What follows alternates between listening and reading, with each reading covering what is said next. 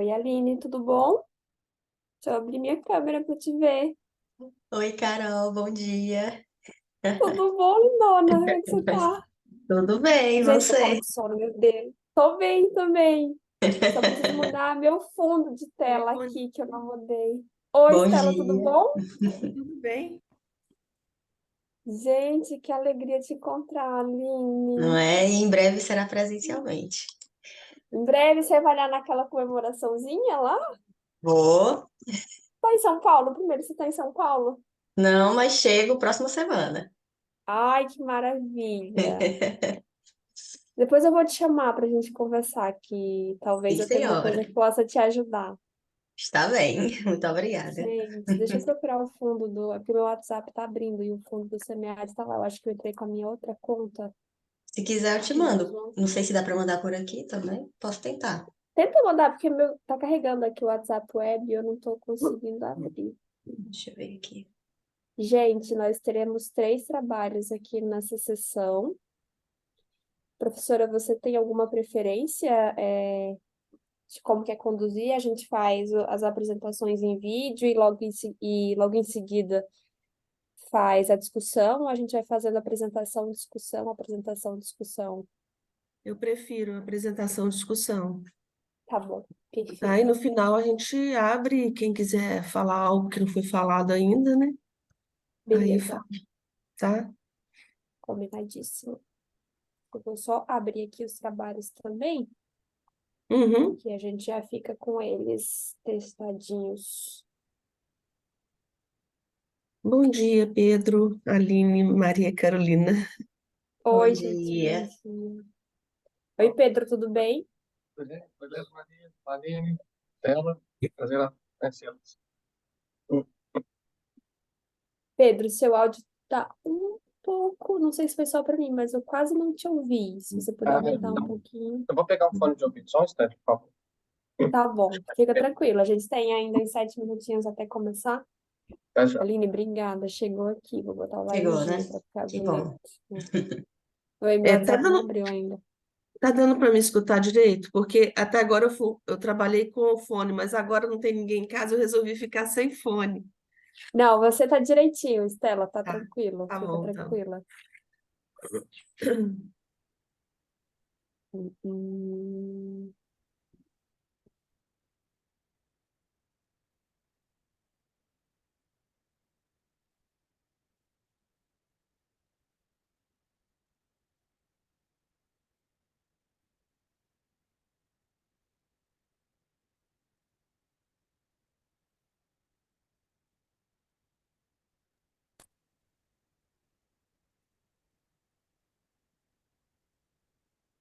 Tô só abrindo os vídeos aqui. Não sei se vocês estão ouvindo eles também, mas só pra gente Lene, melhorou um ver pouco? eles.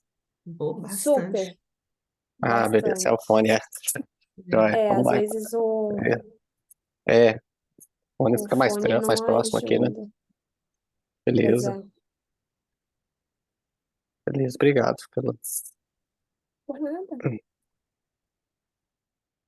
A gente já tá há alguns anos, né, na dinâmica do híbrido.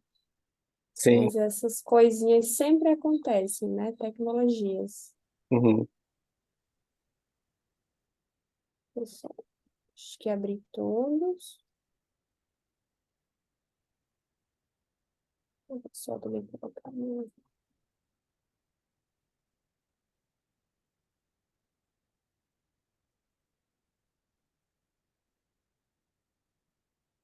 A gente tem mais 5 minutinhos, pessoal. A gente aguarda o pessoal entrar para a gente poder começar no horário.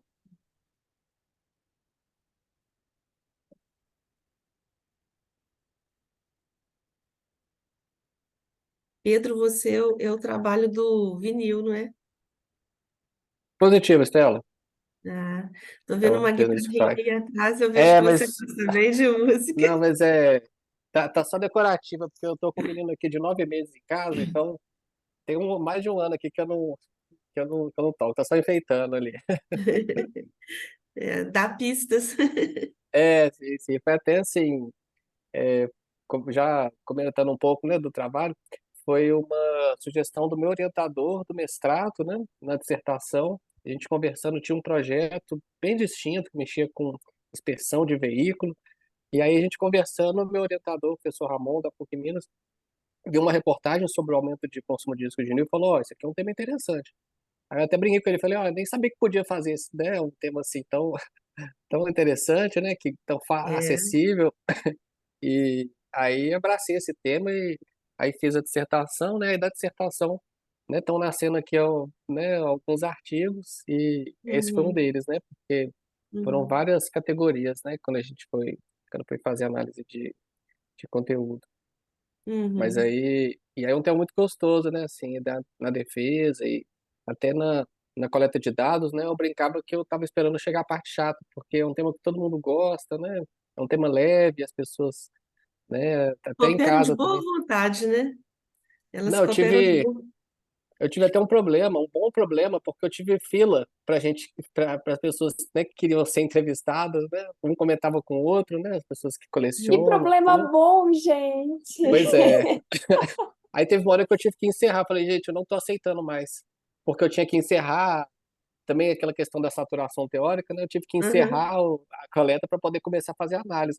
Falei, gente, então teve umas 3 pessoas lá que eu falei, ó, infelizmente, a gente pode até conversar e tudo, mas eu não vou conseguir incluir aqui É. formalmente, Deixa, né? Porque tem. deixa para o doutorado. Pois não.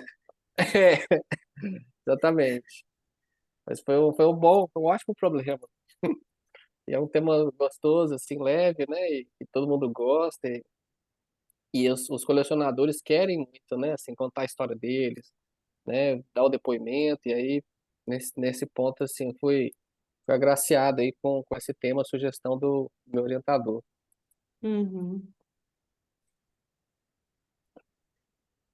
Vamos esperar, né? Esse, esse teu problema, Pedro, sensacional, viu? É, sim, que era o oposto do que eu tinha antes, era inspeção de veículo que transporta carga perigosa com empresas, né, de pequeno e médio porte. Aí a gente até conversando com o meu orientador que eu ia ter um pouco de dificuldade para conseguir obter os dados, porque os empresários, né, eu identifiquei inicialmente que eles iam ter uma certa resistência de dar informações, né, de compartilhar ali experiências do segmento do negócio, até por uma questão de concorrência, né?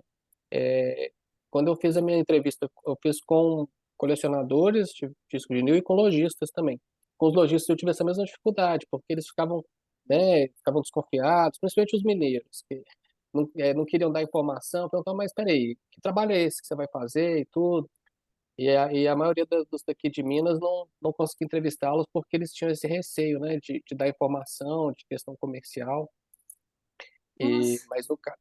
mas no caso dos colecionadores, foi, foi o oposto, né? Até que, por não conseguir aqui em Minas, né, lojistas suficientes, pela pouca quantidade, por não ter conseguido com eles também, aí eu conversando com o orientador, ele falou, vamos procurar outros estados. Aí eu tentei Rio de Janeiro e São Paulo. No Rio de Janeiro foi o oposto, assim, eu começava a falar, a pessoa já contava até o CPF dela, já me falava tudo. E de São Paulo foi interessante que, assim, é, eu identifiquei que eles exigiram um certo rigor profissional, tentando se certificar de que aquilo era realmente uma pesquisa.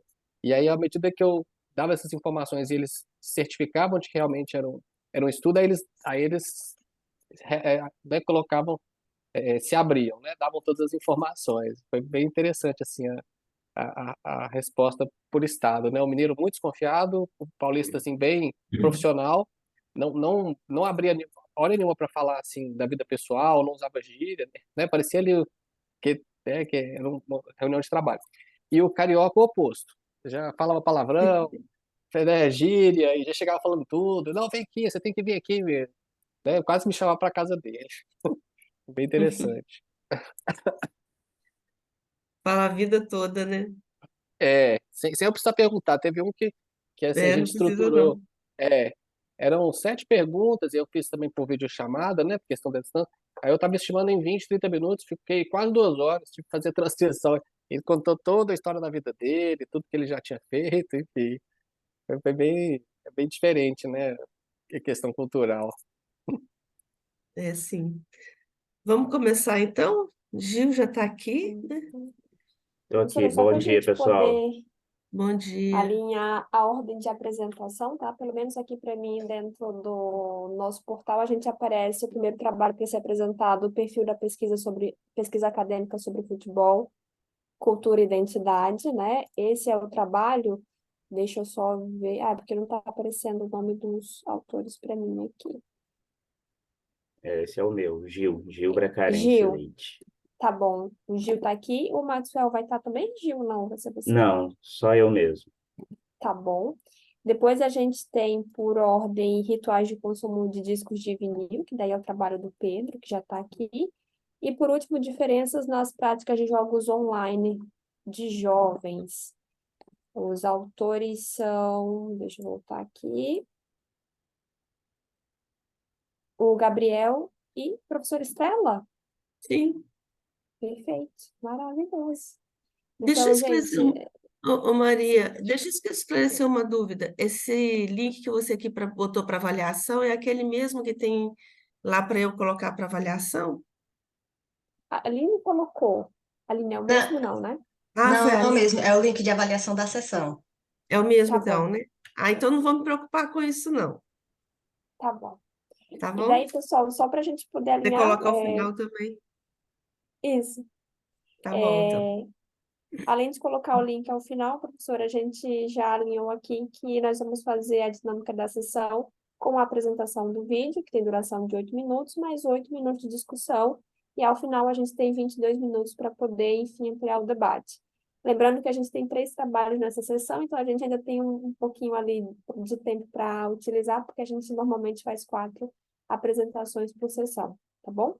Então, posso começar pelo trabalho do Gil, professora? Sim?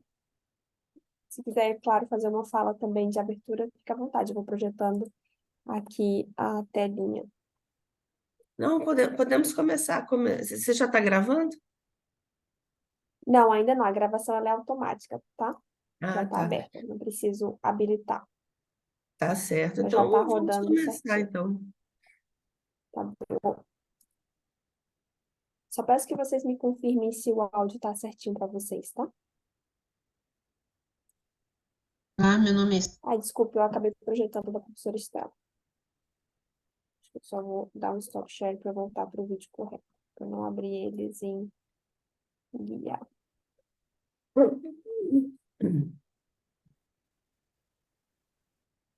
Nossa, eu tô abrindo mesmo, será?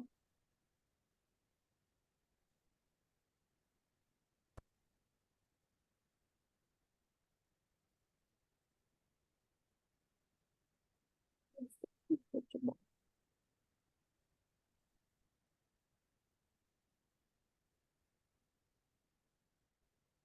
Pesquisa acadêmica sobre futebol, cultura e identidade. Um debate sobre os clubes locais. Eu sou o professor Gil Bracarense Leite, da UF. Esse artigo foi feito em parceria com o professor Maxwell Ferreira, do IFRJ. Bom, a gente sabe da importância do futebol para a sociedade, a sua relevância, e é notório que nas últimas décadas, principalmente pós anos 2000, ele vem sofrendo uma grande transformação estrutural, sobretudo devido a questões financeiras. A esse processo, o autor Giulianotti, em 2002, deu o nome de hipermercantilização. Essa hipermercantilização impacta a identificação dos torcedores com o clube e vem refletindo na identidade e cultura do esporte, né? Então, nesse contexto, é importante compreender como o estudo dos temas futebol, cultura e identidade, em sua relação com clubes, tem se desenvolvido. Sendo assim, o problema de pesquisa e os objetivos, né? O problema, qual o perfil da produção acadêmica sobre futebol, cultura e identidade relacionadas a clubes de futebol? E o objetivo, mapear trabalhos com esses temas, né, futebol, cultura e identidade, na base de dados da Web of Science, selecionando aqueles relacionados a clubes de futebol, né? E a eles será feita uma análise por meio da bibliometria. Objetivos específicos, compreender o estado do conhecimento nessa área, identificar tendências e lacunas a serem preenchidas, discutir o cenário relacionado aos clubes locais que são excluídos da globalização do futebol. Em relação a esse último objetivo específico, né, a inclusão aqui dos clubes locais, são aqueles de menor abrangência, aqueles que não têm alcance nacional, tampouco global.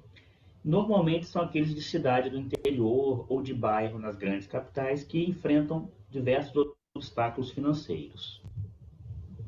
Fundamentação teórica, né? A partir dos anos 90, vem acontecendo um aumento dos trabalhos, discutindo a mudança na identidade e cultura do futebol. Temas diversos, né? Desde violência, valor dos ingressos, homofobia, racismo. Então, vem havendo uma grande diversidade na pauta, né, em relação aos estudos relacionados ao futebol. Uma citação aqui do autor Schoube, 2008, né, os clubes de futebol estão envolvidos na construção de identidades nacionais, explicitando as conexões entre esporte, identidade e lugar. Futebol é uma das instituições culturais envolvidas nos processos econômicos e políticos que moldam sociedades em todo o mundo. Então, é notória a relevância e a importância do futebol, ainda que ele sempre tenha sido negligenciado como área de estudo acadêmico, né, área de pesquisa acadêmica. Metodologia, bibliometria, que mapeia a produção científica, evidencia nuances do campo de estudo e lacunas de conhecimento científico. Buscou-se artigos, né, na base da Web of Science, como foi dito, com as seguintes palavras-chave: futebol ou soccer, identidade e cultura, e foi encontrado um total de 111 artigos com essas palavras, no título, resumo, relacionados a clubes de futebol. Esses 111 artigos foram analisados por meio de indicadores bibliométricos. Análise dos resultados, né, indo direto aí para a análise desses índices bibliométricos, poucos países publicando sobre o tema cultura, futebol e identidade, apenas 30, e uma baixa conectividade entre eles, né? Então, coloquei em negrito ali, né? Isso pode indicar uma área de pesquisa emergente e voltada a estudar fenômenos regionais. Autores não são exatamente poucos, 154 publicando sobre o tema futebol, cultura e identidade, mas, ao mesmo tempo, não há nenhum grupo que se destaca de referência, né? Porque os maiores destaques publicaram, no máximo, 3 trabalhos, 3 artigos sobre o tema. É um tema essencialmente interdisciplinar, destacando-se aí mais um pouco as ciências sociais.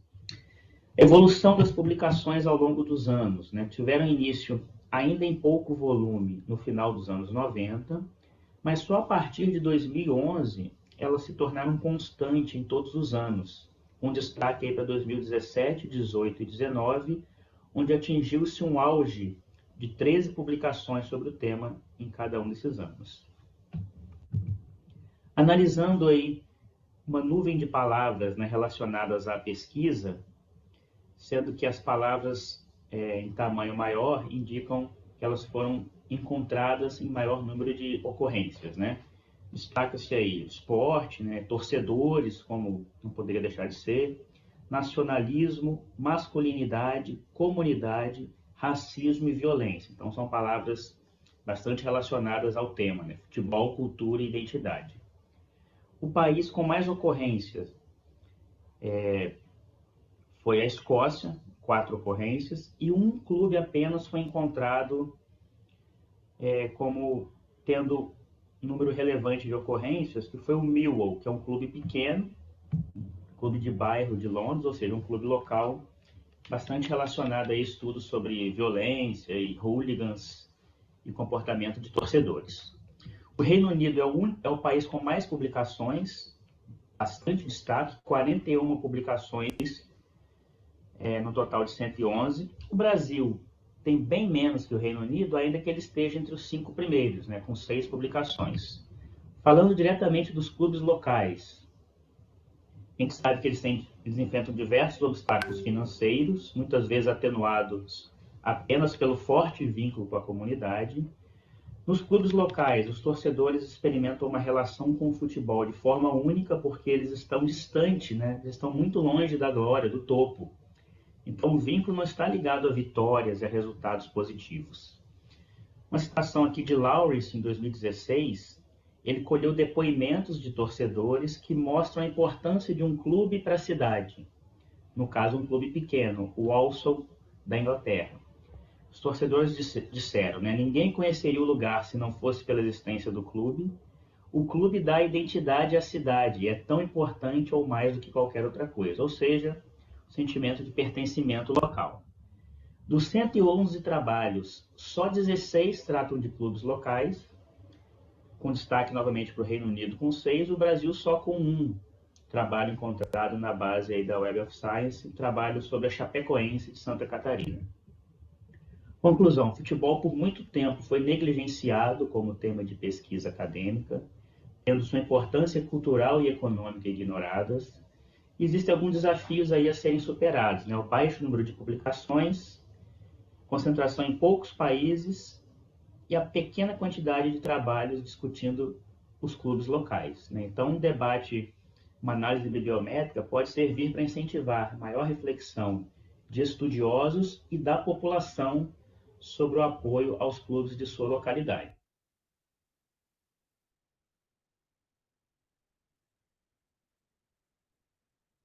Obrigada, Gil, pela apresentação. Seu trabalho super interessante.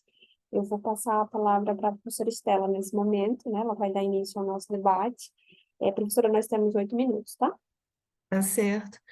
Gil, primeiramente, parabéns pelo trabalho de vocês. Ficou muito bom, ficou um trabalho interessante, né, com um tema atual, importante, como você disse, relevante, inclusive, do ponto de vista econômico e cultural, nem se fala.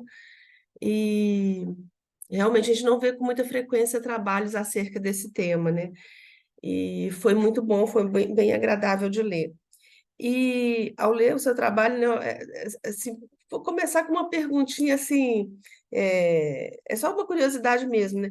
Porque você encontrou mais trabalhos ali no Reino Unido e o segundo país, Estados Unidos, e aonde o soccer, pelo menos do ponto de vista masculino, não é tão forte assim, né? E eu achei isso bem assim interessante. Isso aí você esperava? Foi uma curiosidade também? Como é que foi isso para você? Então, professora Estela, vocês me ouvem bem? Oi? Vocês me ouvem bem? Ouvimos? Sim, Gil, sim. Então, foi realmente um resultado curioso, né? Mas acho que se deve à grande diversidade de estudos, né? Um volume muito grande de publicações vindo dos Estados Unidos, ou até profissionais acadêmicos europeus residindo ou vinculados a universidades americanas, né? Porque É. a contagem é feita também em relação às instituições, né? Então, muitas instituições americanas pesquisando sobre o tema futebol, cultura e identidade, mas não necessariamente os autores são americanos de origem, né? Mas, realmente, assim, o que estava completamente dentro do previsto era o grande número de publicações do Reino Unido, né? Eles têm uma tradição muito longa de pesquisar tema futebol relacionado à comunidade, relacionado à identidade local, então isso estava dentro do esperado. Mas nos Estados Unidos realmente cabe uma análise melhor ali em relação às razões, né?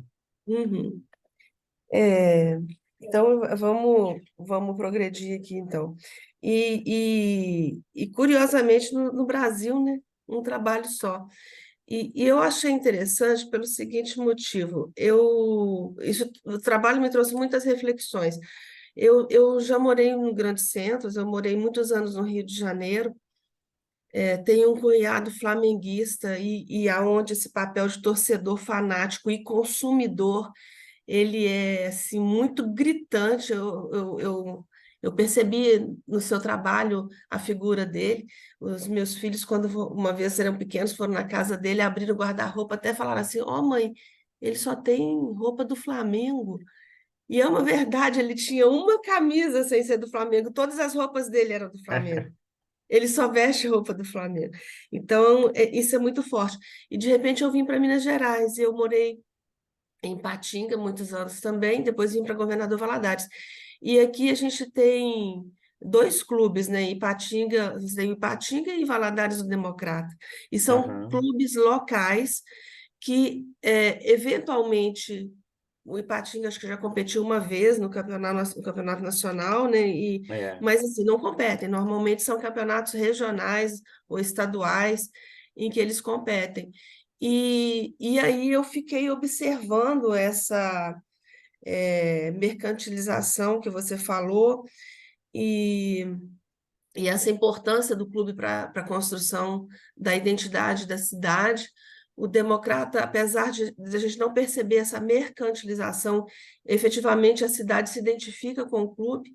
E em Ipatinga a gente já vê mais essa mercantilização, é muito interessante, porque você vê na cidade crianças andando com a camisa do time da cidade, né? Você não vê Uhum. pessoas assim, vê também cruzeirenses, atleticanos, mas é muito interessante, porque é um time local e você tem a loja do Ipatinga, você tem os objetos do clube, você vê essa mercantilização acontecendo. E, e aí eu fiquei assim, é, é, né, pensando até que ponto a gente não pode investigar mais esse, né, aprofundar no estudo desses clubes locais, né? A gente tem um trabalho aí sobre a Chapecoense, mas poderíamos ter Uhum. mais, porque me veio à mente aquela reflexão assim, será que o torcedor local ele dá preferência pelo clube local justamente porque com o clube local ele resgata aquele torcedor raiz, né, como você falou, aquele torcedor que vai a campo, que vai para cantar, que Uhum. brinca, que muda de lugar, né, que faz zoeira e que não tem lugar marcado, não é como se fosse um espetáculo, né? Porque hoje em É. dia virou um espetáculo. E aí eu fiquei pensando, né, será que é por isso? Mas aí, ao mesmo tempo, observando o Ipatinga, eu percebi essa mercantilização acontecendo em nível local. E percebi que também coopera para essa identidade da cidade, né?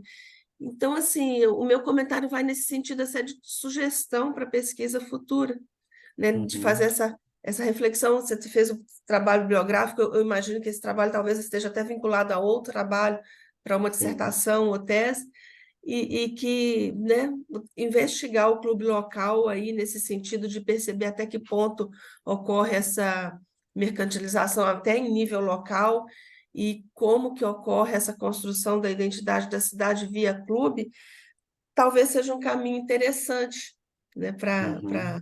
para se seguir. E outra coisa que eu fiquei pensando, na verdade, eu não tenho muitas perguntas para você. Eu estou trazendo mais são as minhas reflexões É. e que quem quiser fazer depois perguntas ou complementar, né, ler o trabalho e quiser complementar, fica à Mas até vontade. aproveitando, Estela, o seu Ah, gancho, então, realmente assim faz parte de uma pesquisa maior sobre clubes locais, esse estudo, né? E eu sou aqui da cidade de Volta Redonda, no interior do Rio de Janeiro, e tem o clube aqui da cidade, né? Então, a grande questão que eu verifico no interior do Brasil como um todo é um pouco o vínculo das pessoas com os clubes locais, porque são clubes menos vitoriosos, são clubes que disputam campeonatos inferiores. No geral, as pessoas têm preferência pelo clube grande, né? A pessoa quer torcer para quem está ganhando, para o Flamengo, para o Atlético, para o Corinthians. Isso é o comportamento padrão do torcedor brasileiro, infelizmente, né? A gente tem algumas exceções no interior, mas as pessoas no interior elas torcem para o time da capital, né? E tem também alguma preferência, alguma simpatia pelo time local.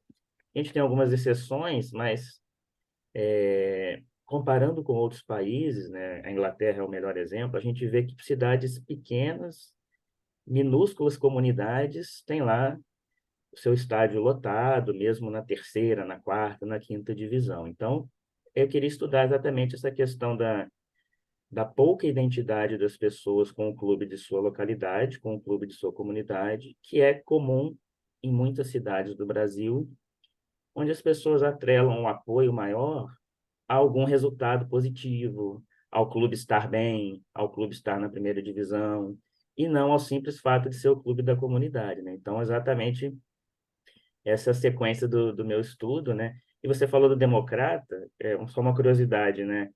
Eu fiz essa pesquisa bibliométrica na base da Web of Science, mas depois procurando por fora, né, pelo Google Acadêmico, eu achei uma dissertação bem legal sobre o democrata, que fala de pertencimento local, a torcida. Então, ainda não li, mas é Uhum, um, é um clube que eu encontrei um trabalho bem interessante que eu acho que vai me ajudar muito. uhum. Vou fazer uma complementação ao teu comentário. De repente, isso seja verdade, né? Assim, esse vínculo com os clubes grandes, mas Volta Redonda ainda está bem perto da capital. É, É, se você for mais para o interior ainda, você vai se surpreender assim, com o que a gente acha que. Eu estou falando que eu fiquei muitos anos no Rio, entendeu? E eu não esperava encontrar essa identificação com clubes aqui no interior. A ponto de uhum, ver criancinha veste com bandeira de time grande na mão, vestindo camisa de time pequeno. Então, é, assim, quando a gente se afasta da capital, a gente vai descobrindo assim, outras coisas. Mas, ainda nesse sentido, eu gostaria, se ainda tiver tempo, uma outra sugestão, que talvez sirva para o final do teu trabalho, é sugerir uma pesquisa quantitativa, no sentido de vincular dois construtos, não, um construto. É o apego à marca do clube com o apego ao local. Né, em que medida o apego à marca do clube também não gera apego ao local? Ou uhum, um outro construto seria a identidade do local, né? O apego à marca e até que ponto se associa à identidade do local. Talvez fique aqui uhum, como sugestão para pesquisa científica, para futuras, né? E a construção da identidade da cidade, qual o impacto disso no turismo? Se tem algum impacto uhum. em termos de turismo. Ainda tem tempo, Maria Carolina? Não, professora, acabamos de encerrar os 8 minutos. Tá, porque eu tinha mais uma sugestão aqui. Mas A depois, no gente geral, pode, isso, a gente pode voltar quando todos é, tiverem apresentado. Bom, Obrigado, dá Estela. muito pano para manga, né? Gente, agora eu vou projetar a apresentação do trabalho do Pedro, tá bom?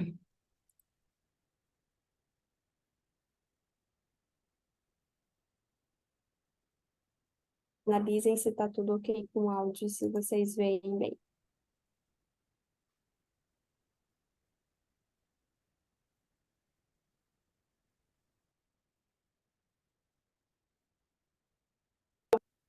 Farei aqui uma breve apresentação sobre o artigo Rituais e o consumo de disco de vinil. Autoria minha, com a autoria do professor Dr. Ramon Silva Leite. O disco de vinil, moderno, como conhecemos hoje, criado nos anos 50, teve auge nos anos 70 e experimentou posterior declínio. Porém, um fenômeno muito interessante aconteceu a partir dos anos de 2010, que foi o crescimento das vendas, tornando hoje a mídia física mais relevante atualmente.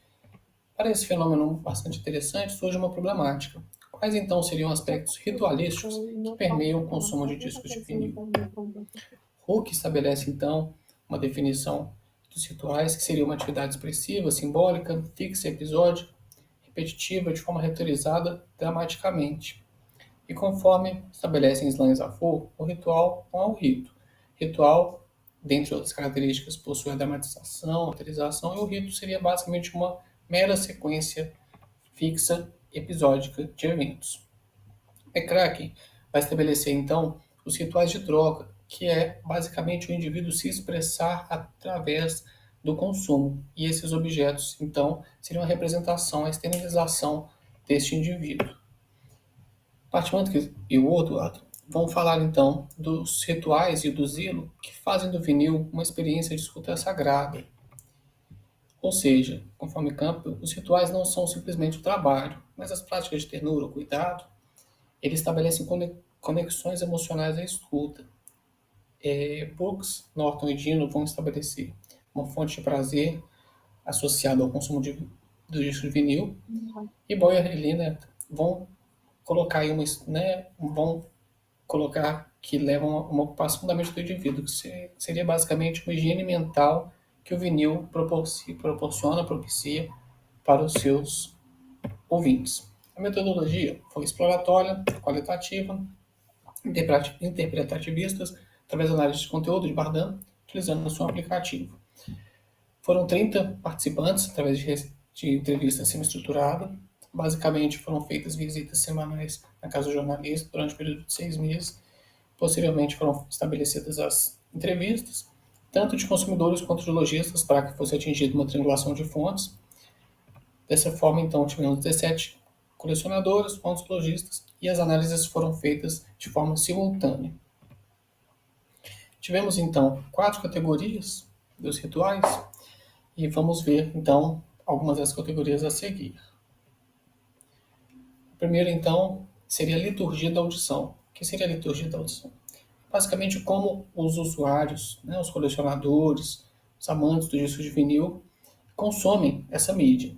E existe, né, como o termo diz, uma liturgia, existe uma forma de se apreciar o disco de vinil, que seriam algumas delas, aqui elencadas: começar a escutar um vinil, ouvir o primeiro lado, depois ouvir o segundo lado.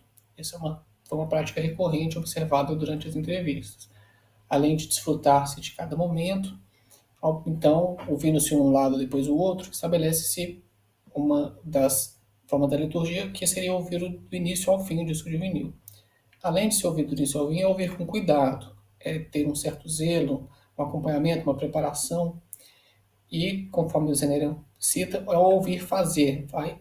Nesse sentido, vai ultrapassar um pouco a mera audição passiva do vinil, que é também envolver os outros sentidos através da audição, que é o processo tátil, o processo visual. Alguns ouvintes citam inclusive o cheiro, o odor do vinil característico, como uma forma integrante de se desfrutar daquele momento. E até podemos identificar algumas liturgias, alguns rituais envolvendo o próprio processo de compra, que seria o garimpo, que seria a busca, a descoberta, a caça ao tesouro desses discos mais raros, e a emoção vinculada, ou eventualmente até a compra pela internet, a emoção de esperar o vinil chegar, aquele momento da compra e do aguardo do disco de vinil. Mais uma categoria seria, então, ouvir associado a outras atividades, desde ouvir esse vinil como uma atividade acessória, ouvir o vinil executando uma atividade acessória, que poderia ser consumir um produto, uma bebida, ou exercer alguma atividade específica dentro de casa, ou até mesmo envolvendo outros ouvintes, né, como um encontro informal para se ouvir o vinil, um encontro cujo objetivo seja ouvir o vinil. Até mesmo o processo de organização e manutenção associado aí à audição como um processo ritualístico, que seria ao ouvir o CD, organizar as capas, limpar, manter a coleção limpa e organizada. A terceira categoria, então, seria a manutenção e conservação em si, como um ritual, aí não associado à escuta, mas um ritual em si, que aí seria um processo altamente metodizado, roteirizado, com um nível de especialização muito alto pelos seus colecionadores, com um grau de conhecimento muito aprofundado. E então essa obra, o disco de vinil, seria o artefato, e o vinil seria então a conexão do artefato com a obra, no caso do ouvinte, com a sua obra ouvida. E a manutenção e a conservação, então, poderia ter, a exemplo do que vimos no referencial, uma higiene mental. Então, seria o próprio ato de se conservar e cuidar da sua manutenção, fazer a manutenção da sua coleção de discos de vinil, seria um processo também de higiene mental, além do fato de desfrutar em si da obra. Então, nesse sentido, para a gente consolidar o entendimento, a conservação e manutenção, a exemplo dos outros rituais, então, deixam de ser um mero fardo, uma mera atividade que poderia ser penosa, mas não, ela é uma experiência integrante, uma parte importante, relevante do consumo do disco de vinil, através, então, do contato do objeto, o artefato, com o seu colecionador. Então, para finalizar as conclusões, então, observou-se um grau mínimo de atualização, mesmo aqueles que não admitiam inicialmente possuir rituais, eles sim tinham rituais embutidos no processo de consumo do disco de vinil. Alguns exemplos são ritualizações nas feiras, o processo processo de escolha das músicas, a forma como são conduzidas as feiras, processo de compra e, obviamente, manutenção e coleção. E, por fim, então, a gente teria então a rentabilização em um contexto amplo, conforme descrito, nos macroprocessos, né? E também teríamos as atividades específicas, que seriam no consumo em si, né, atividades acessórias, na manutenção, na organização e assim por diante. Muito obrigado.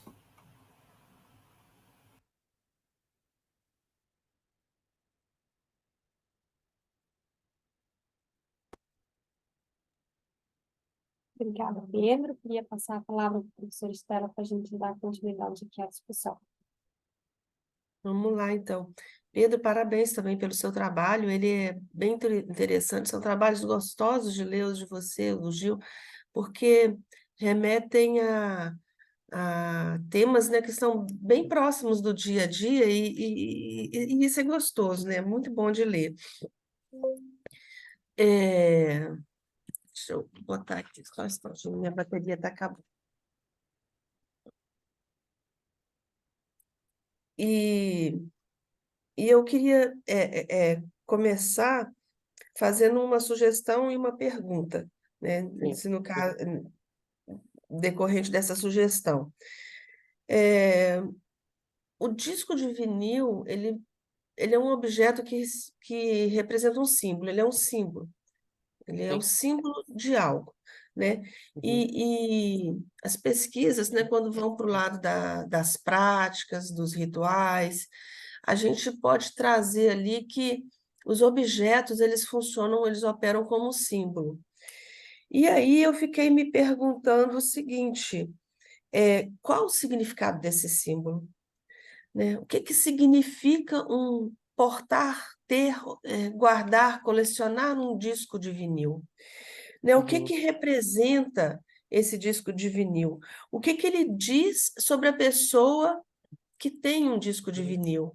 Né? Qual que é o significado para essa pessoa? Quem que é essa pessoa? Né? Porque se ela faz essa coleção, é porque ela está querendo dizer quem ela é por meio dessa coleção, né? Uhum. É aquilo que o Belk chama de identidade estendida, né? Isso. Marcas, objetos acabam dizendo da nossa identidade.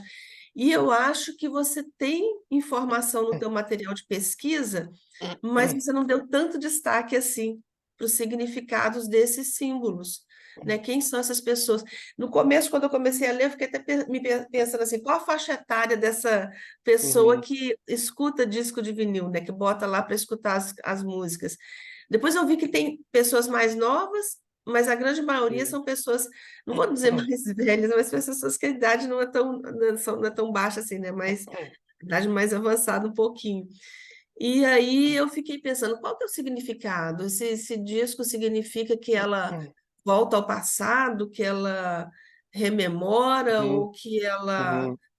né, é uma pessoa uma boa entendedora da boa música ou da boa Uhum. prática de música?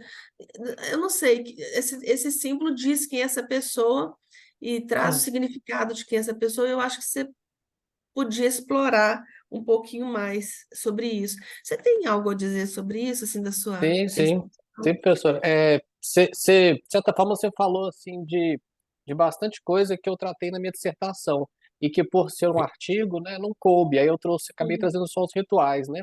Porque quando eu comecei a pesquisa, ela se abriu para 5 categorias, né? Retromarketing, os colecionismo, né, que foi o que você citou aí no Belk, principalmente, os rituais, a nostalgia e os consumidores, as comunidades, perdão. E aí eu acabei trazendo só os rituais por questão de, né, realmente para porque não coube. Eu fiz um segundo artigo especificamente sobre retromarketing e nostalgia que você citou também. E o próximo, inclusive, né, aqui da fila deve ser o colecionismo que você citou o Belk, né, que é do eu estendido. E aí falando então especificamente sobre o colecionismo, é, esse perfil então vai ser bem distinto, né? Aí à medida que eu fui explorando, caiu exatamente nas principais definições de Belk, né? Do colecionismo, que são eles começam por acaso, vão se especializando e aí alguns desdobramentos do colecionismo, que seriam então a pessoa vencer a morte, né? Que é deixar um legado e aí ela se representar através do artefato, no caso o objeto uhum, de vinil, e se mostrar através do eu estendido e deixar uma obra e também uma extensão dele mesmo, né? Das propriedades dele, das características, do gosto dele, isso sendo tudo refletido através do colecionismo. Mas como eu acabei, né, assim, focando mais nos rituais para esse artigo especificamente, aí eu acabei não tratando de forma mais dedicada, né? Mas aí Uhum. seria o próximo artigo. Mas as definições de colecionismo caíram muito bem aqui no, né, assim, se acertaram bastante com a minha análise de dados, nas categorias, por conta do vinil ter essa capacidade de o colecionador não só guardar os objetos, mas usufruir também da coleção, né? Então ele coleciona e usufrui ao mesmo tempo.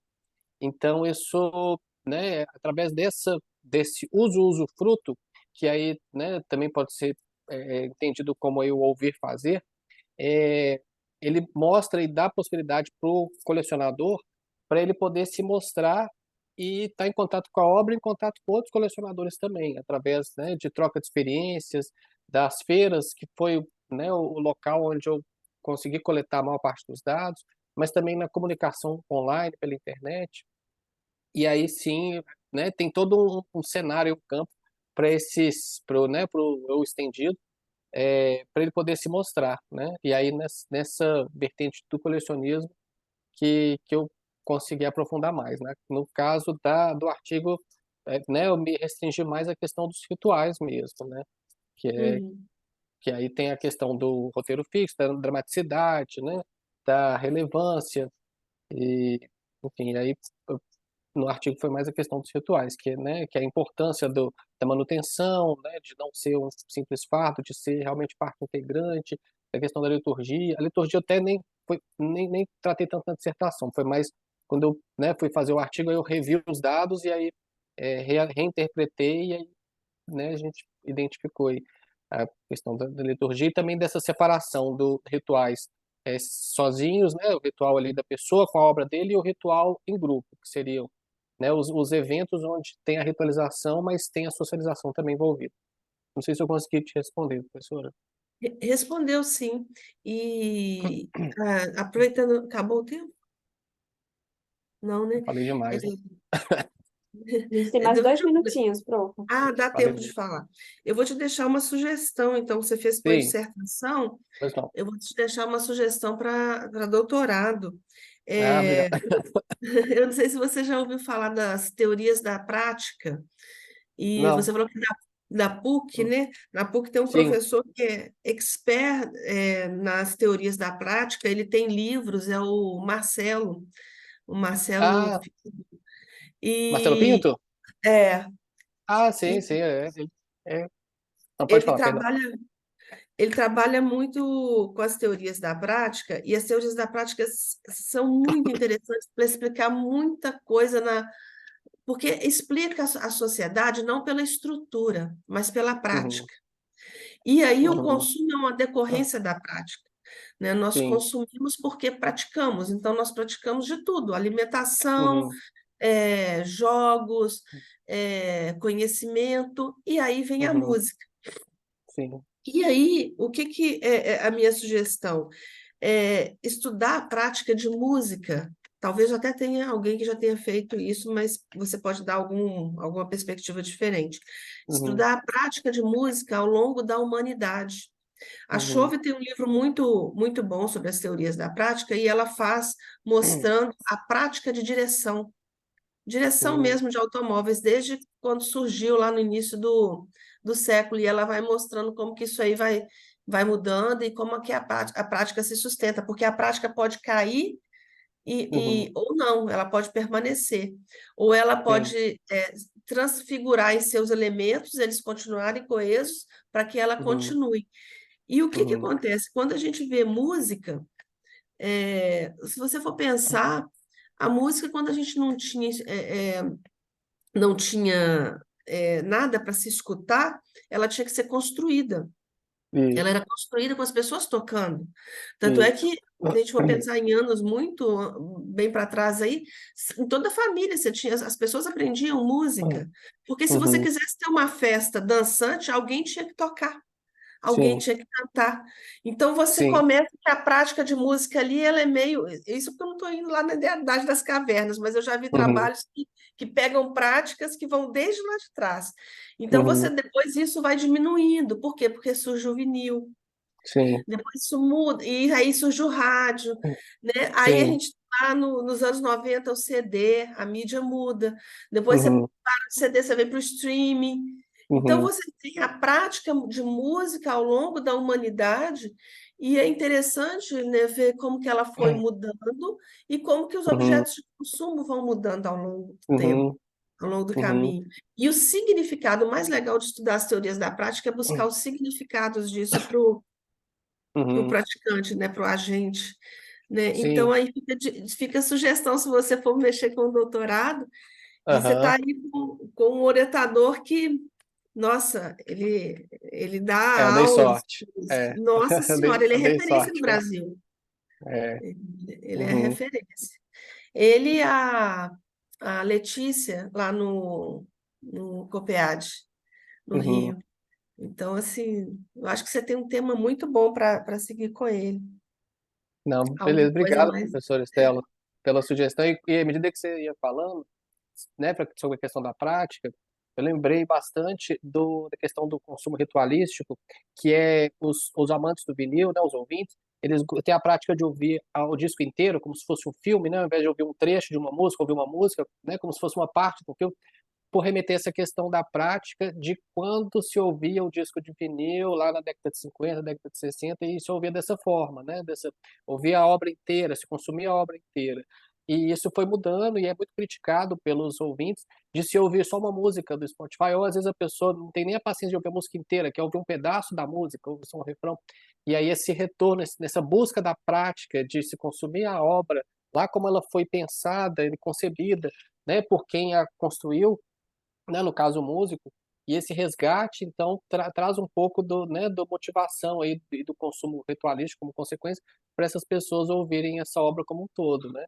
E aí cai bem com o que você falou de como a prática foi moldando, né, e mudando, ou até o próprio vinil como consumo de massa, né, moldou também a concepção da música, né, de 3 minutos, refrão, né, ou o fato de um vinil ter 22 minutos, que aí você consegue então colocar ali cerca de 10, 11 músicas, e aí isso virou o conceito de álbum e depois foi trazido para a modernidade, né? É bastante interessante. Eu não tinha pensado nesse ponto de vista que você citou, né? Da prática moldando o, a obra e moldando a forma de se consumir, né? Isso que é provavelmente dito. Uhum.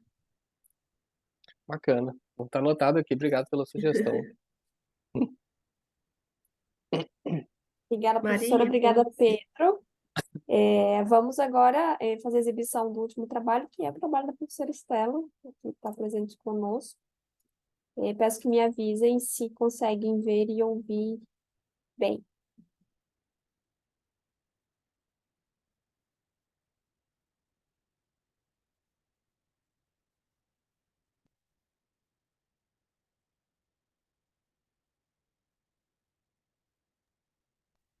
Carol, acho que tá sem som. eu não estou ouvindo, não. Tá, deixa eu só sair então. Colocar um pouco de áudio no máximo. Aqui também um pouco mais Eu alto. tenho vídeo aqui também, se você quiser, eu posso Vamos compartilhar. fazer essa tentativa agora, se ele vai. Melhorou? Não, tá no Ainda mudo. está sem áudio. Passa aqui. Loucura. Deixa eu tentar parar o compartilhamento aqui. Talvez seja só a configuração do Zoom mesmo, naqueles 3 pontinhos de compartilhar áudio. Será que temos agora? Eles são radicados na cultura. Sim, Consegue? sim. Ah, maravilha. Então, vou dar início aqui novamente. Olá, meu nome é Estela. Eu vou apresentar o trabalho Diferenças nas Práticas de Jogos Online de Jovens com e Sem Dependência ao Jogo. O trabalho é do aluno Gabriel Cruz, que eu orientei. Então, vamos lá. Os jogos, a gente percebe que eles são práticas sociais e eles são radicados na cultura dos seres humanos há milhares de anos, né? E o jogo, ele no século XX, ele passou por uma reconfiguração dos seus elementos, de objetos e espaços físicos para cenários, objetos, sujeitos virtuais. É o surgimento do jogo online. E esse jogo, ele causa dependência psicológica, daí o nosso interesse pelo tema, e o trabalho então surgiu, né, com o objetivo de compreender as diferenças das práticas de jogos online desempenhadas por jovens sem e com dependência ao jogo. A gente tem que entender que a prática ela se compõe de elementos, contexto, história, mas acima de tudo significados. E o nosso objetivo nesse trabalho é olhar para os elementos da prática e olhar também para os seus significados. Os elementos da prática, a gente está se baseando aqui em WORD 2017, entendendo que os elementos são entendimento, procedimentos e engajamentos. A gente vai estudar também a consolidação da prática, observando ali né, quais são os estilos. Pessoal, só uma pergunta, todo mundo consegue ver bem? Porque para mim aqui não está muito legível, não. Na hora que você pausou, ele ficou bom, mas na hora que tá play, ele Ah, é? fica um pouco elegível. Todos os vídeos eu não consegui ler, não. Eu só estou escutando mesmo. Deixa eu ver aqui. Poxa, me avisem, tá? Estímulos ali que entram na Ele melhorou? Agora melhorou. Agora melhorou. Ah, tá bom. Vamos lá. Por favor, se ficar com algum problema de qualidade, me avisem, tá? vida do jogador e que comprometem a consolidação da prática. E no ponto de vista do consumo, a gente observa aqui a aquisição, a apropriação e a apreciação de objetos que podem ser consumidos ou usados na prática. O trabalho de abordagem qualitativa ele foi feito com entrevistas em profundidade, por meio de questionário sempre estruturado. Os entrevistados eles foram selecionados em grupos de WhatsApp, Facebook. Eles preencheram um questionário que é uma escala de vício ao jogo, para a gente identificar quem era independente ao jogo e quem não era dependente.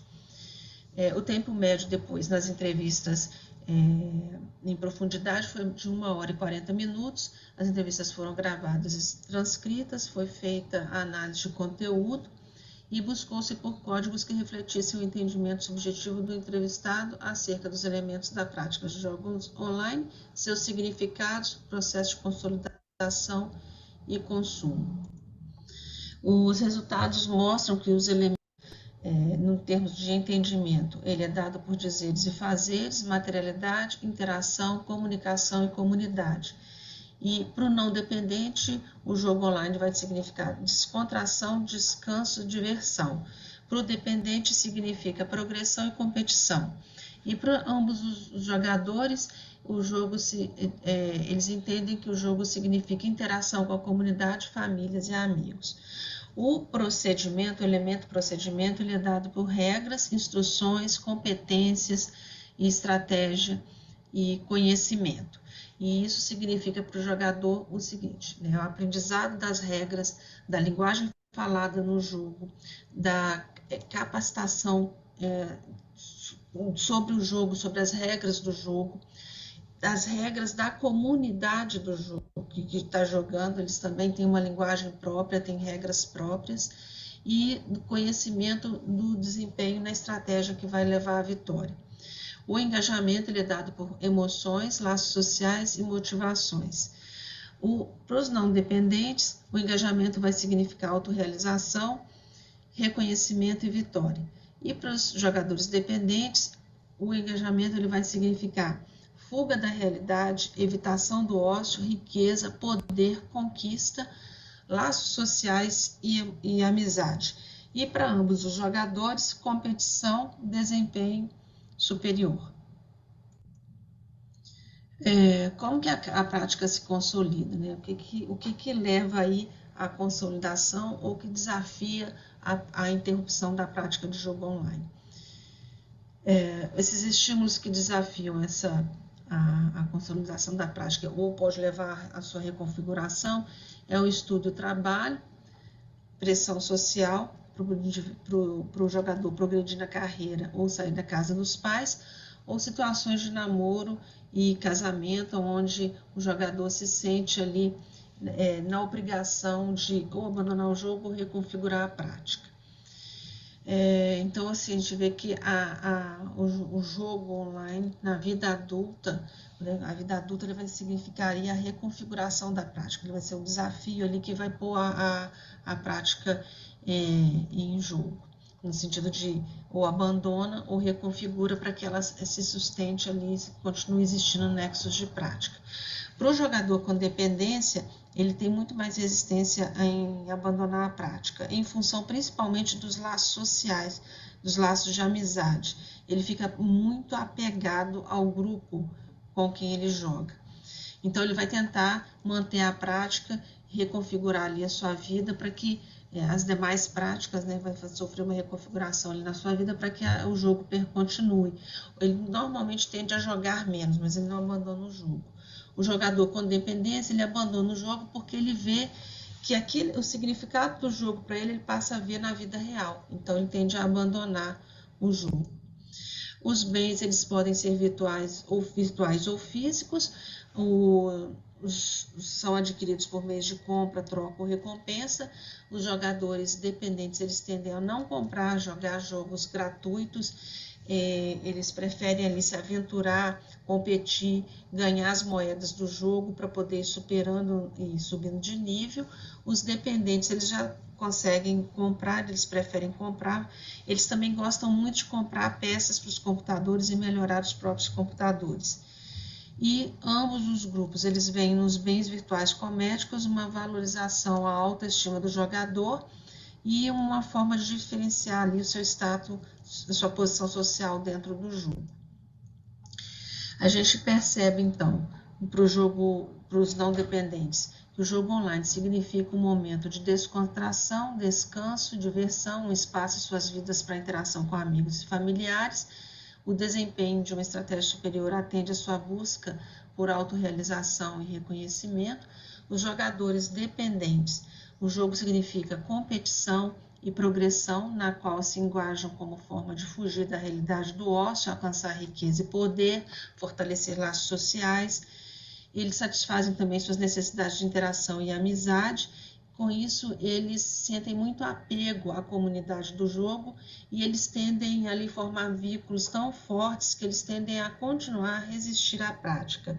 A vida adulta simboliza a reconfiguração da prática ou abandono do jogo, e o jogador percebe um valor no bem virtual, dado ali pela sua eficiência e excelência funcional, mas ele também percebe ali sensações sociais, afetivas e de prazer, que proporcionam para ele ali um reconhecimento simbólico e uma imagem projetada por meio do uso do bem que lhe confere autoestima e status.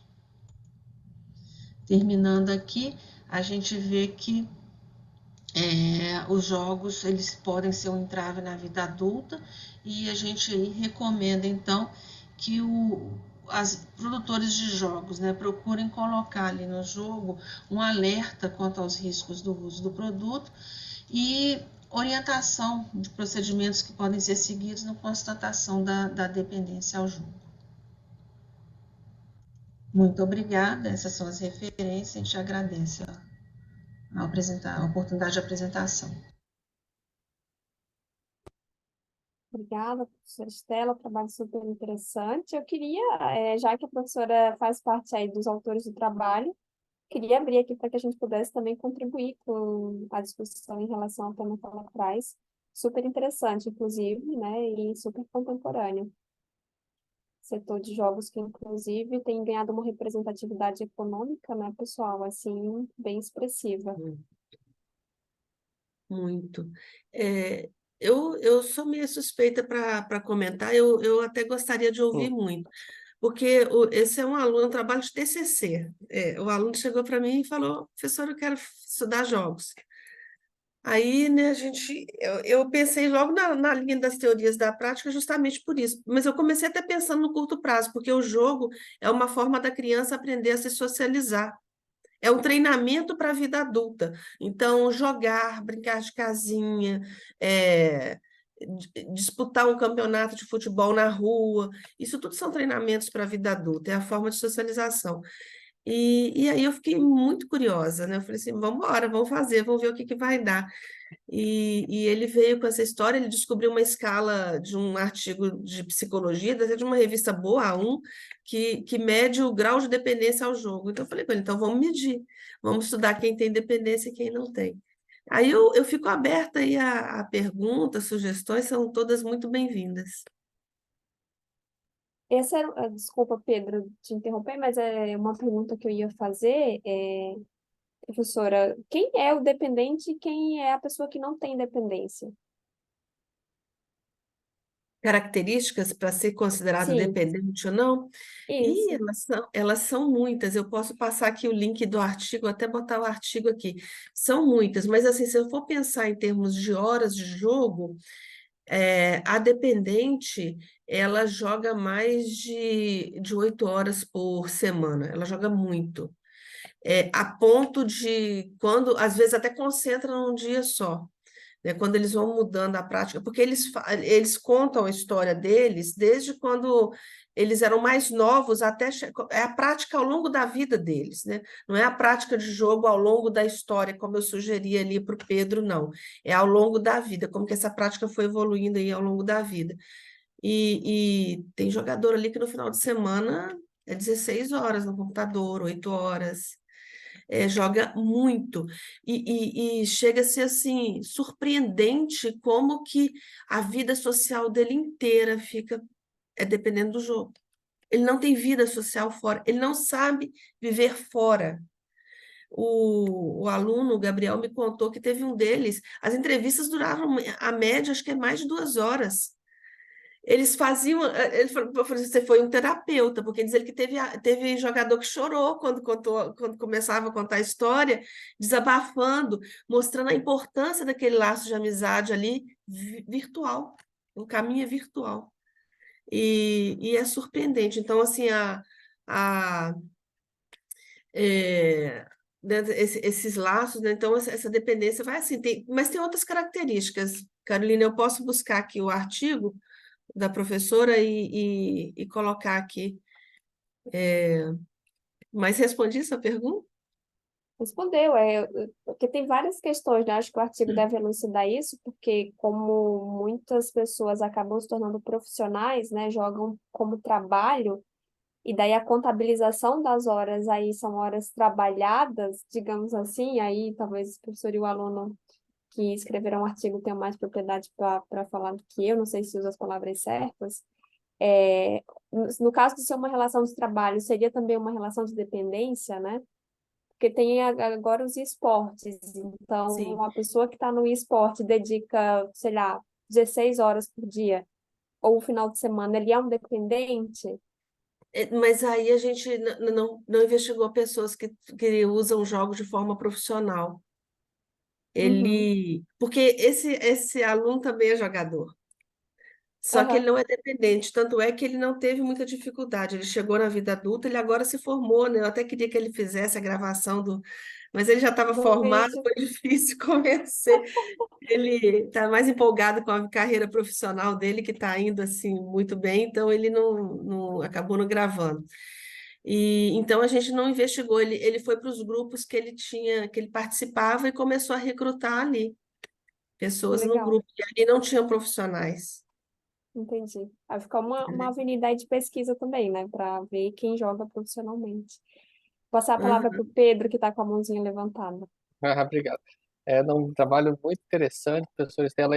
Na verdade, é mais uma curiosidade do que uma pergunta.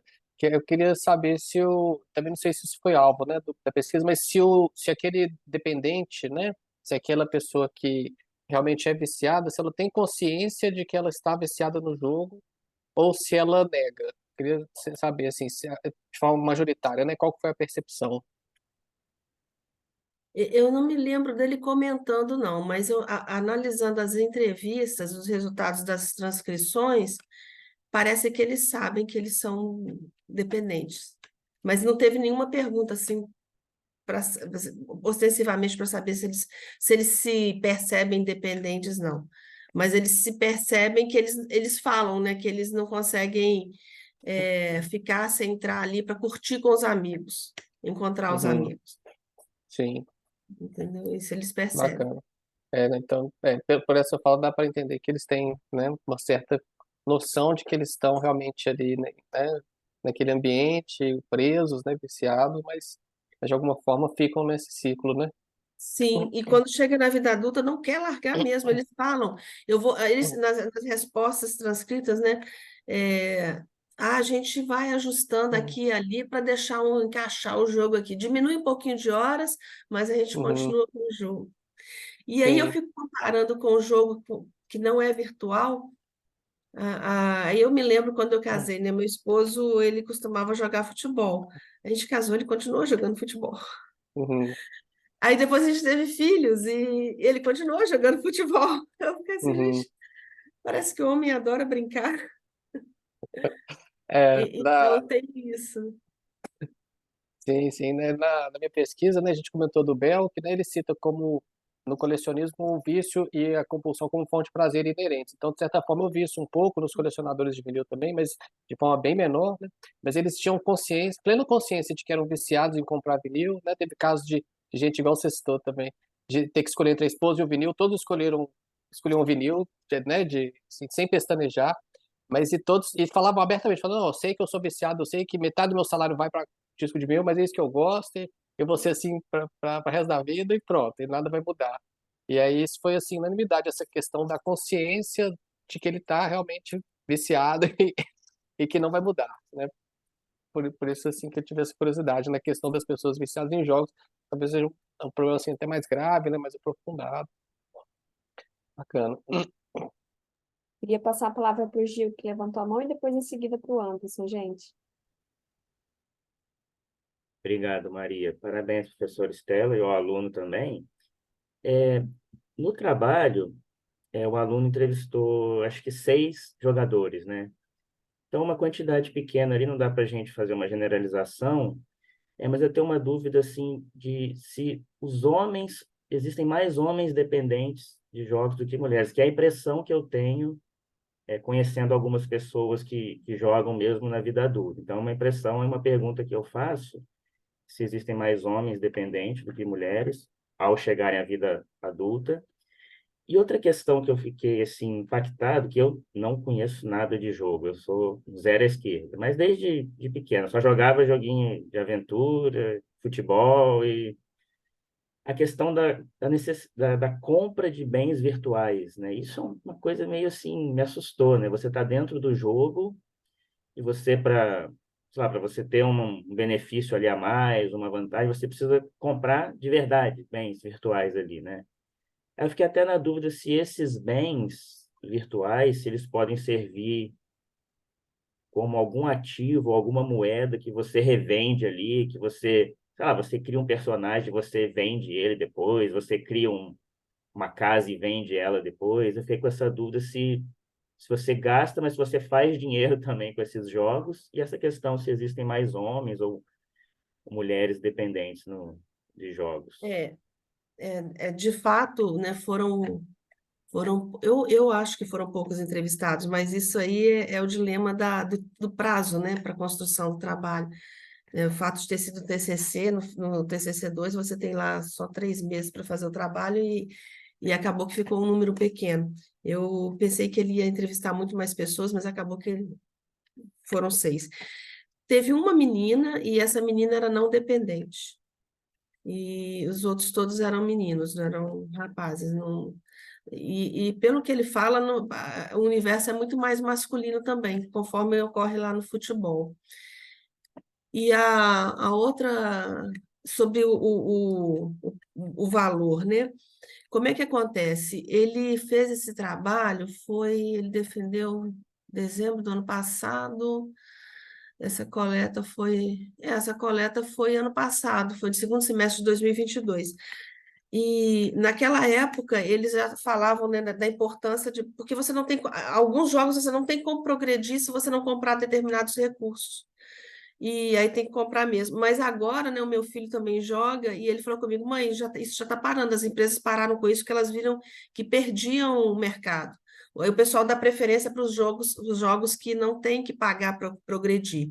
No entanto, a venda de objetos no jogo, ela continua e continua muito grande, porque colocar determinadas skins, pele, né, no avatar, roupas, vestimentas, armas que se compra, objetos para competir, isso dá um status.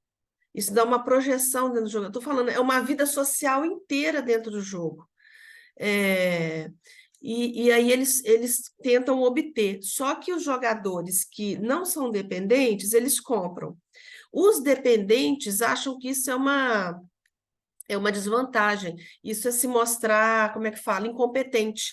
Que eles dizem o seguinte, que eles têm que ser competentes o suficiente para poderem vencer, ganharem a moeda do jogo e comprar esses objetos com a moeda do jogo. Para eles isso é um motivo de glória, entendeu? Eu comprei pela minha competência, mas existe. E ontem eu estava participando de uma sessão que eu achei muito interessante, que é a presença das grifes de moda no Meta. Só que esse Meta que eles falaram não foi o metaverso, esse novo que exatamente que tem agora, não. São os jogos, né? Porque os jogos eles são verdadeiros ambientes virtuais há muito tempo, né? Há muitos anos mesmo, cerca de 20 anos, você já tinha universos assim. E aí, na pesquisa, foi informado o preço. Eu fiquei assim, teve uma marca que a roupa, a skin dela, variava de R$ 400 a R$ 10.000. E você compra aquilo para usar ali e acabou. Você tinha Aí, outras, tá? aquela minha dúvida, Estela, por exemplo, ele não revende isso depois dentro do jogo, não, Não, né? não. Muito interessante. E pode ter o risco dela ter prazo também. E acabar, e você ter que comprar outra. Houve marcas mais em conta, assim, de 400, 200, de 40, ou comprado com a moeda do jogo. As marcas também aceitavam moedas do jogo. Pelo que eu percebi, a ideia da marca é fazer a pessoa que compra ali comprar também lá fora. Mas não deu tempo nem de eu comentar e levar isso para discussão, porque a sessão acabou e não deu tempo. Mas o que eu percebi por esses 6 jogadores é que eu não sei se ocorre isso, não, porque os não dependentes, pode ser, mas os dependentes, eles não têm recursos, eles não têm essa interação social, eles não querem se exibir com a roupa, com a marca lá fora, eles querem se mostrar dentro desse universo. Eu fiquei até pensando que é um motivo um tema bom para pesquisa isso, né? Mas tem marca apostando nisso. E, inclusive, fazendo lançamentos de produtos dentro dos jogos, criando produtos específicos para os jogos.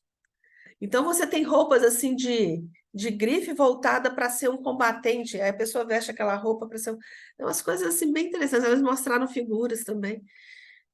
Então, assim, é muito dinheiro, gente, vocês não têm noção. Acho que eu coloquei na introdução o valor desse mercado, não me recordo agora, mas é muito dinheiro, muito mesmo. Essa palavra para o Anderson.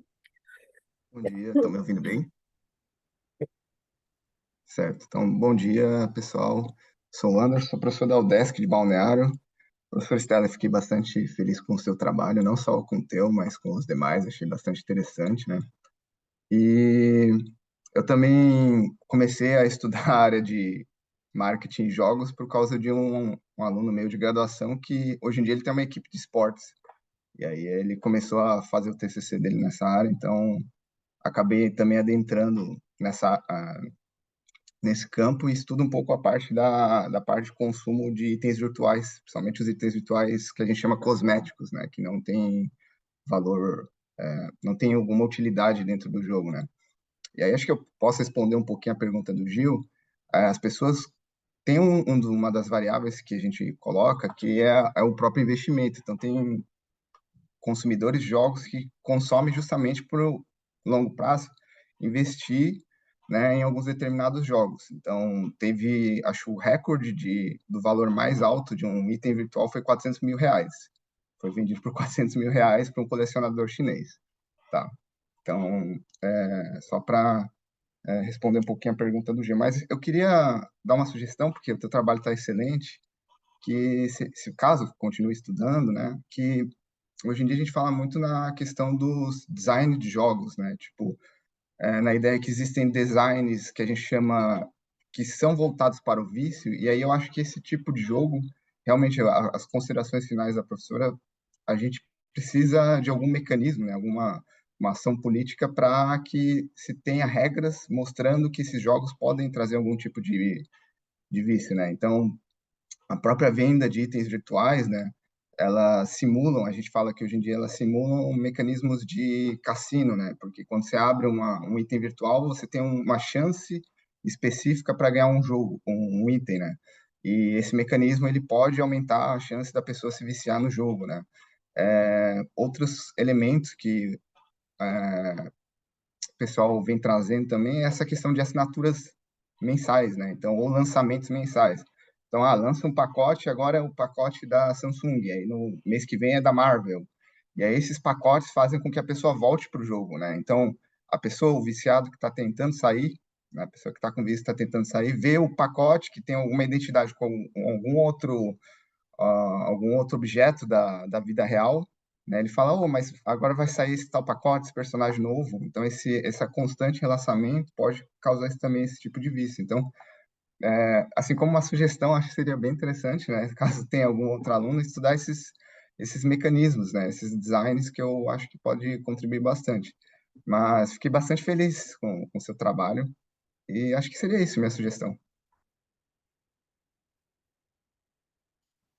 Eu que agradeço, Anderson, pela sua contribuição, está anotado aqui, né? Porque esse aluno também ele tem vontade de fazer mestrado. Ele se aventurou agora pela vida né, pelo trabalho, mas eu estou achando que mais cedo ou mais tarde ele vai vir para o mestrado, aí eu já passo isso para ele também, de repente ele prossegue, né? Vamos ver. Porque eu falei com ele, o interessante era ele ver o jogo como prática ao longo da humanidade, né? Como é que encaixa aí em vários momentos, né? Mas muito obrigada aí pelo retorno.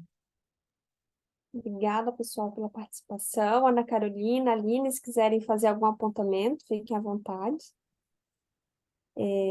Pessoal, eu vou, como a gente teve 3 trabalhos, eu vou formalmente, né, encerrar a nossa discussão individual das apresentações.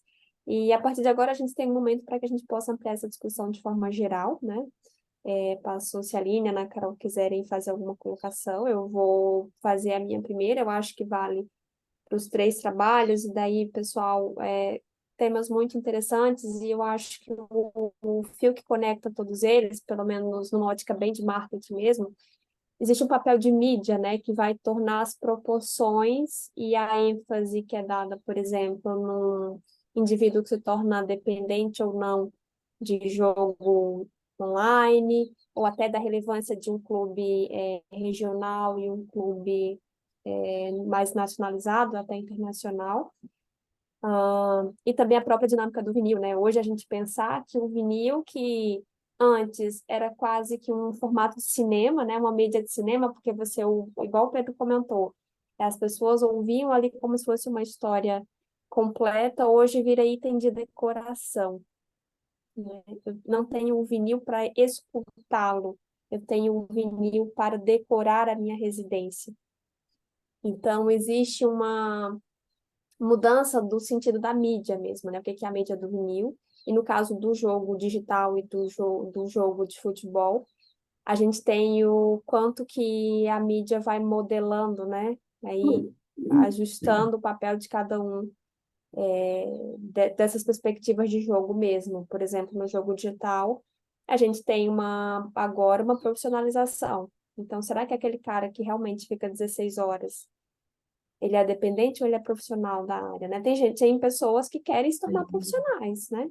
Ali, e aí, enfim, poderia ser que no começo ele tivesse numa lógica de jogar tanto que ele poderia ser classificado como dependente, mas o objetivo dele é se profissionalizar. E eu acho que a gente ainda talvez precise entender mais o que é o mundo de quem está tão imerso dentro do jogo, né? Os seriados, Black Mirror, estão aí para ampliar essa discussão do qual é o comportamento nosso humano mesmo no consumo dessa mídia.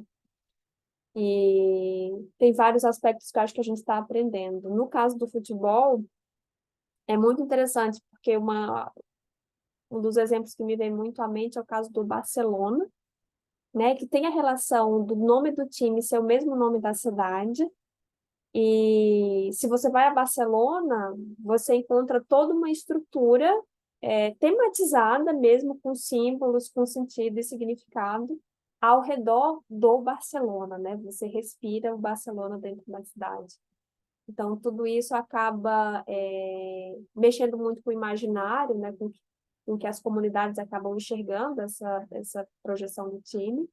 Mas também tem um viés muito grande, porque vejam a quantidade de dinheiro que o Barcelona coloca, né, na projeção do time. Então, é muito injusto a gente fazer uma comparação de um time local que muitas vezes não tem orçamento para poder comprar a vestimenta, né, o uniforme, o calçado adequado, e o Barcelona que coloca patrocínio no aeroporto, sabe? Que coloca um estádio gigantesco com uma estrutura de visitação e de tematização e imersão que é completamente diferente. E, claro, isso vai ocupar um espaço na mente, né, de nós indivíduos, de nós sociedade, que é completamente diferente.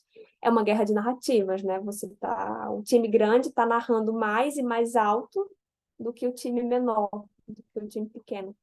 Enfim, por essa ótica da mídia, eu acho que os três trabalhos poderiam explorar também uma avenida do papel, realmente, que essas projeções têm, ou enfim, na classificação de uma pessoa como dependente ou não, ou de uma guerra de narrativa que seja ali associada ao local ou não, para você ter um time de futebol que é mais ou menos popular, que tem mais ou menos adesão, e de você dar sentido, né, à mídia de uma forma diferente. Hoje eu uso o vinil como item de decoração e não para escutar. Não deixa de ser um uso, né? Não deixa de ser um uso, claro, ressignificado, né? Então, abra aí o espaço para a gente poder ampliar as discussões e agradeço a participação de todos os trabalhos excelentes. A professora está com a mão levantada. Eu queria voltar e fazer a sugestão que eu não consegui fazer antes para o Gil. Ô Gil, você fez um trabalho bibliométrico, né? Eu sugeriria você, se você for ampliar ou de repente está no caminho ainda, fazer uma revisão sistemática e mais usando inteligência artificial, usando até a base da inteligência artificial. O professor Limonge, ele vai fazer ou seja, não sei se já fez ou se vai fazer, ele tem toda uma orientação de como fazer essa revisão sistemática usando inteligência artificial. E é muito interessante. E a base da inteligência artificial, eu até questionei isso para ele uma vez, sobre a qualidade dessa base. Né? Se é um Web of Science, se é um Scopus, né? Não é a mesma coisa. Mas pelo que foi falado no encontro, foi no Encontro Dialogues, que é um grupo de pesquisa da professora Patrícia, lá da Universidade de Brasília, Nacional de Brasília, ele disse que né, como a inteligência artificial e mais pessoas vão colocando artigos na base, essa base vai melhorando de qualidade. E aí ele mostrou como fazer usando a inteligência, no caso foi Elicit. Então, é muito interessante, é muito legal. Eu vou colocar o link dele aqui, né, da apresentação dele no Gealogs, da professora Patrícia também, ela tem uma apresentação só sobre revisão sistemática, e a minha sugestão pela revisão sistemática é porque ela vai um pouco mais a fundo que a bibliométrica, né? A bibliométrica dá uma noção geral do campo, mas ela aprofunda pouco dentro de cada artigo, de cada tema. E a sistemática não, a sistemática ela vai exigir um esforço maior de entender os objetivos do trabalho, a metodologia de cada um, as conclusões que se alcançou. Ela né, começa com eu achei até quando eu estava lendo o teu trabalho que ele era também revisão sistemática, mas a gente começa com uma base grande e vai diminuindo até ficar a quantidade que interessa. E usando a inteligência artificial é um caminho novo, eu acho que é uma maneira nova até de fazer pesquisa, e fica aí a minha sugestão. Aí eu vou colocar aqui o link do Limonge e da professora Patrícia, mas eles estão aí também no SEMEAD, inclusive o Limonge vai fazer uma apresentação. Legal, professora Estela, não conhecia. Muito obrigado pelas dicas. Já anotei aqui. E até aproveitando o comentário da Maria Carolina sobre o Barcelona, não era o foco da minha pesquisa, né? Clubes gigantes mundiais, mas quando a gente faz uma busca pelos temas identidade, cultura e time de futebol, o Barcelona acho que é o que mais aparece, porque ele se baseia muito na questão da identidade catalã, que é uma questão que não é só apenas futebol, é questão política, cultural na Espanha, né? Então, realmente é um dos exemplos mais estudados, né? E resvala em diversos outros campos, né? Que não estão apenas ligados no futebol, mas questão política, cultural. Realmente é um campo muito multidisciplinar, né? Então, a discussão ela é muito longa e aproveitando também o professor Estela falou, né, da inteligência artificial e revisão sistemática, muita coisa que pode ser discutida. Até se eu puder aproveitar também e fazer uma pergunta para o Pedro aqui, posso seguir, Maria Carolina? Então, eu gostei muito do trabalho do Pedro, a questão do... É difícil a gente ver um trabalho assim sobre o tema, né? E logo quando ele coloca ali no início a questão do consumo vintage, eu fiz uma analogia também com o futebol, porque hoje em dia a gente tem uma busca muito grande pelas camisas retrô, né? Sejam camisas antigas, dos anos 80, 90, ou réplicas de camisas antigas. Então, quando a gente faz uma busca, acho que até uma fonte muito grande de busca de vinil, que é o Mercado Livre, a gente vê as camisas também antigas, né, retrô, sendo vendidas, se for um time grande, 1.000 e pouco, 2.000. Então, há essa busca de um consumo de algo de antigamente, né, representando ali uma coisa afetiva, né, de outra época, ou até a beleza, né? As camisas hoje são cheias de patrocínio, antigamente as camisas eram mais limpas. Então, há muito essa busca aí por camisas retrô, eu fiz essa analogia. E uma pergunta que eu queria fazer o consumo do vinil, ele não é uma dúvida que eu tenho, né? Ele não é somente questão assim de nostalgia, né? Existe também uma questão da qualidade do som, porque eu sou muito fã de um artista que é o Neil Young, acho que você deve conhecer bem, e eu Sim. lembro de ver assim uma briga que ele teve com o Spotify, e eu lembro da notícia falando assim sobre a qualidade do som. Então, o vinil não é só uma nostalgia, né? A música, ela é melhor ouvida, o som, os instrumentos, nesse tipo de mídia, né? Ou tô errado aqui falando. É isso mesmo? Esse é um tema extremamente controverso entre os próprios colecionadores e audiófilos, que são as pessoas que entendem do assunto, né? De qual que seria o áudio de maior qualidade, né? Vão ter colecionadores que vão falar que o vinil é melhor, vão ter colecionadores que vão falar que o digital é melhor e vão ter uma terceira via de pessoas que vão falar que é igual. A gente não tem, assim, não foi muito o tema, né, essa questão, porque ela é bastante técnica, mas conversando com o orientador, a gente não tem dúvidas que cada um que defende a sua respectiva linha tem certeza de que ele está certo. Não foi o objeto, né, do estudo técnico-científico para poder avaliar, mas conversei com um físico e um matemático que estudaram o assunto e cada um dos dois falou que o digital era melhor e que o analógico era melhor. Então, aí, como tinham dois técnicos, cada um Não tem defendendo uma linha, consenso, então, né? Não há consenso. não, é um tema polêmico, inclusive, né, que cada um vai defender.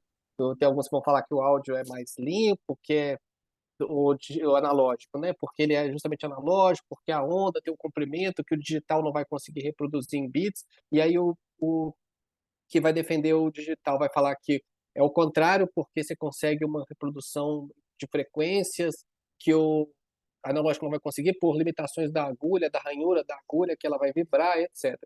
Mas cada um vai ter sua própria certeza, mas o que teve unanimidade é que o som analógico ele traz uma noção, aí é completamente subjetivo, de maior ternura ou maior calor, né? Ele transmite esse cuidado, né? Esse conforto na hora de ouvir que o digital não tem. Mas isso é uma questão subconsciente induzida pela pessoa de colocar, de se dar o trabalho de pegar o disco, colocar a agulha, ficar ali contemplando a obra, o disco girando, e aí todo esse processo, então, traria esse certo conforto para a pessoa ouvir, que não é trazido em você simplesmente apertar um botão, dar play e ficar trocando de música. Você citou também a questão do vintage e do retrô, né? E fazendo então uma associação ao que eu falei agora, né? Só fazer uma distinção, que o vintage então seria aquele objeto da época que foi produzido, no caso da camisa, por exemplo, uma camisa do Zico que ele jogou a final lá do campeonato e ela está à venda, e aquele objeto então seria o vintage. O retrô seria uma reprodução dessa camisa, não uma camisa nova, idêntica ao do Zico, fazendo referência clara àquela camisa que foi utilizada naquela época. No vinil tem os dois consumos. Esses audiófilos, eles vão procurar sempre o vintage porque eles querem o equipamento que foi produzido naquela época, então é pegar a vitrola lá que foi produzida na década de 70, reformar, restaurar, colocar para ouvir, e eles vão, de certa forma, até desprezar o consumo retrô, que seriam essas caixinhas de música que a gente tem, né, modernas, chinesas, que não vão dar toda, não vão conseguir extrair toda a qualidade do disco de vinil. Então, no caso do vinil, o vintage vai sempre prevalecer em relação ao retrô, que vai ser, então, de certa forma, aí até hostilizado quase pelos audiófilos, né? Mas não tem consenso é, qual dos dois é melhor. Na minha pesquisa, eu me prestei a comprar alguns discos que eu já tinha na minha infância, mas e aí eu comprei outro, né, de artistas que eu gosto, de rock também, e coloquei para ouvir, né?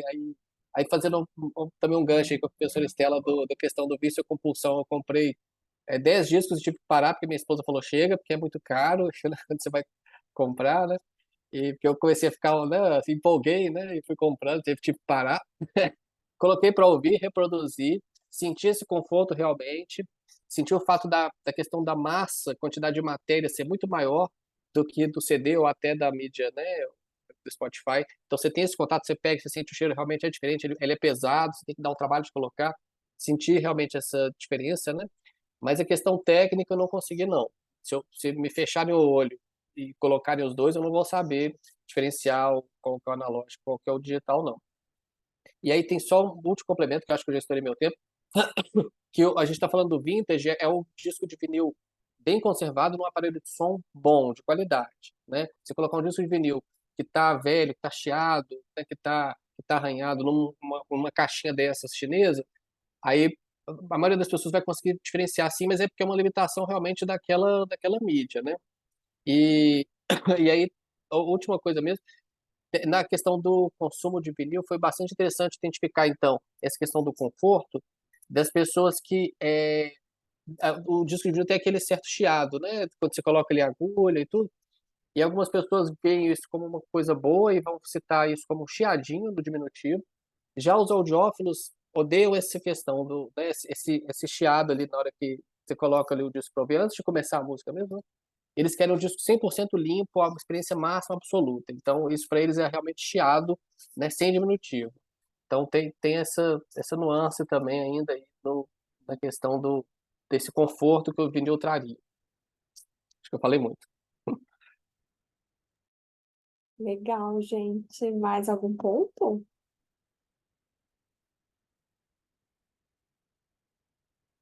Bom, se a gente ainda tem um tempo, tá? O espaço pode ficar aqui para vocês. Mas, professora Estela quiser fazer o encerramento, fica à vontade também. Eu gostaria de agradecer e novamente elogiar todos os trabalhos, né, porque todos os trabalhos são temas assim bastante interessantes e atuais e que dá muito desdobramento, então quem quiser seguir a carreira acadêmica aí tem tema para doutorado, tem tema para fazer trabalho em disciplina, né? Então dar os parabéns aí pela iniciativa de todo mundo, agradecer a todas as contribuições. No meu caso, agradecer as contribuições específicas para o nosso trabalho, né? O professor Anderson também sugeriu ali, trouxe novas informações até atualizadas que também agregaram bastante. E é isso, né? Desejar um bom seminário aí para todo mundo. Obrigada, pessoal. Agradecer a professora Estela pela moderação e pela apresentação também no grupo de trabalho, todos que apresentaram, Pedro, Gil. Me travou.